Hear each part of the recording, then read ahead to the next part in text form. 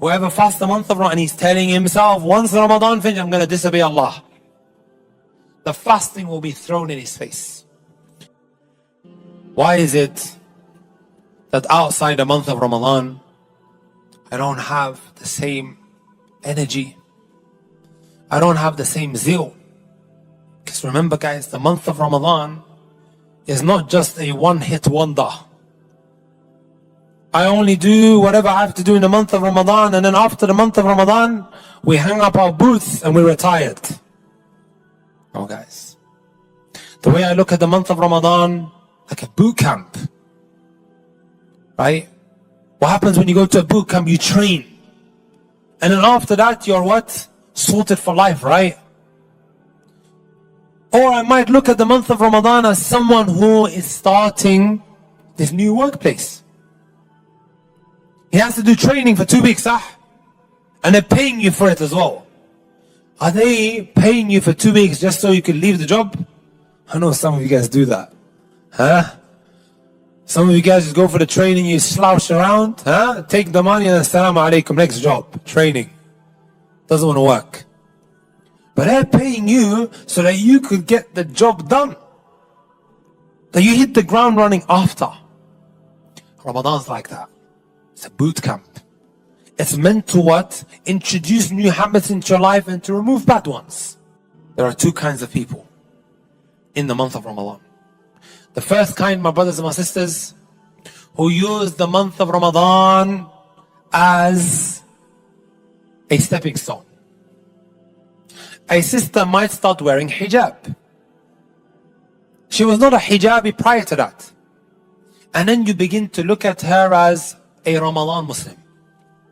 Look at her, she only wears the hijab in the month of Ramadan. That's how you start looking at people, right? Or a brother who started practicing, started coming into the masjid in the month of Ramadan. You can, look at him, he only comes, He only comes month of Ramadan. Where is he for the rest of the year? And then backbiting him at Taraweeh time. This person's situation is excellent. Like I said, the month of Ramadan is a stepping stone.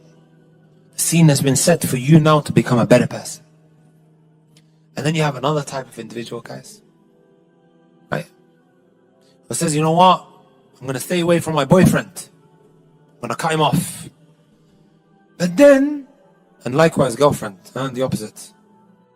They stay away from haram throughout the whole month. And then, brothers, this is very, very important, and sisters. And we see it year in, year out. Last 10 nights are the greatest nights of the year, greatest nights of the year. What are we doing in the last 10 nights? We are planning the filth and the evil that we want to engage in on the day of Eid. We're booking out the hotels in these last 10 nights. We are renting our cars, right? We are getting ready the parties for the day of Eid. Sahih. Which girl I'm going to meet, and vice versa. Planning it out when? In the last 10 nights of Ramadan. And then come the day of Eid. Come the day of Eid. Just ask Lady Pool Road. The night before that. As soon, guys, as the sun sets on the 30th night, Wallahi, as if you can see the shayateen have been unleashed. With the way people start behaving. Wallahi al-Azim, brothers and sisters, and that's so heartbreaking. And then you're asking yourself, why did my iman go down? Why don't I feel the same? Right? That's Eid night. And then you got what? On your way to the salah. Some of our sisters, please don't take it the wrong way, but it is as if we are dressing up on our way to a fancy dress show. Or a fancy dress party. Dressing to impress. Some of us might not dress like that inside of the house to the husband. Who are we trying to impress? On our way there, layers after layers after layers, she becomes a different person. BB cream this and powder that. Huh?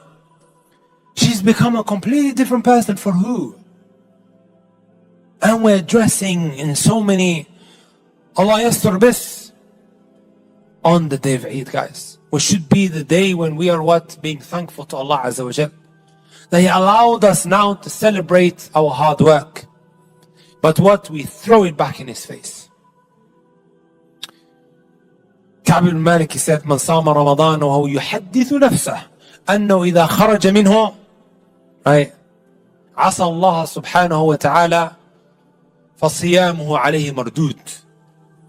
Whoever fasts the month of Ramadan and he's telling himself, once Ramadan finishes, I'm going to disobey Allah, the fasting will be thrown in his face.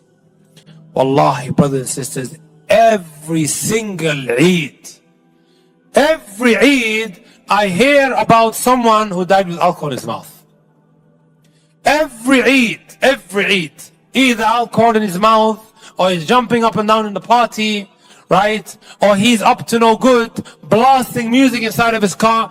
Every single Eid. Every Eid, guys.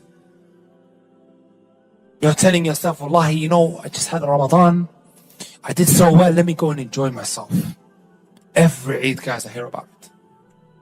Please, brothers and sisters, don't become someone who are mentioning in a lecture, so and so happened to him, right? Because of him not controlling himself on the day of Eid. Don't become an ibrah for the people, a lesson for them. Don't. Your iman just goes crashing down into the ground. And that is because of the sins that we carried out on the day of Eid. That day of Eid, guys, it could either make or break your Ramadan. Right? And I'm sure a lot of us have felt that in the past. It wouldn't make sense to me why we all feel like that. Many, many years ago, we had this conversation. Why? So different. Right? Because on the day of Eid, like we're trying to enjoy ourselves. Allah didn't say you can't. Right? You can go into the restaurant, go enjoy yourself, get together. But it's the haram that you're not allowed, which then ends up destroying you spiritually, guys. Right? I'm really hoping that you change your perspective, inshallah ta'ala. Please, brothers and sisters, let's not walk out of this room. Oh, it was just a lecture, I felt great, now let me just go and do whatever. This was a very practical lecture that I just gave. May Allah Azza wa Jalla bless you all. If Allah does not reunite us in this dunya, I ask Allah subhanahu wa ta'ala to reunite us in the hereafter, in the highest part of Al-Jannah. May Allah Azza wa Jalla bless you all. Jazakum Allah khairan wa ahsan Allah ilaykum. Wassalamu alaikum wa rahmatullahi wa barakatuh.